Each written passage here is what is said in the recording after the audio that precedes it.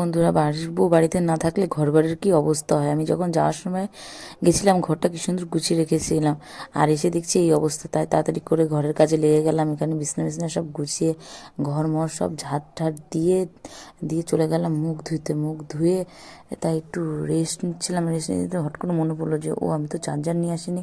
তারপরে মাকে ফোন করলাম। মাকে ফোন করার পর বললাম যে মা, আমার চার্জারটা নেই। তা ভাইকে একটুখানি পাঠিয়ে দিয়ে যেতে বলো না। তা ভাই আবার এসে চার্জারটা দিয়ে গেল। তা দিয়ে এখন চলে গেলাম রান্নাঘরে। রান্নাঘরে দেখো কি অবস্থা।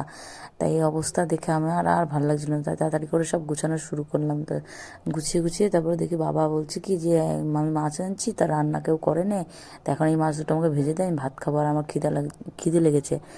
তো আমার মাছটা কেটে দিচ্ছে। কেটে দেওয়ার পর আমি আবার রান্না বসিয়ে দিলাম। তা রান্না করতে করতে আমার ননদ বলছে যে বাবা, বৌদি তুমি একবেলা বাড়ি ছিল না, দেখো বাড়ি ঘরের কী অবস্থা। এখানে আমার রান্না বাড়া সব কমপ্লিট, রাতের রান্না। আর আমি তোমাদেরকে আগেই বলেছি যে রান্নাঘর আমি যতটা পারি রান্নাঘর গুছিয়ে রাখি আগের দিন রাত্রেবেলা।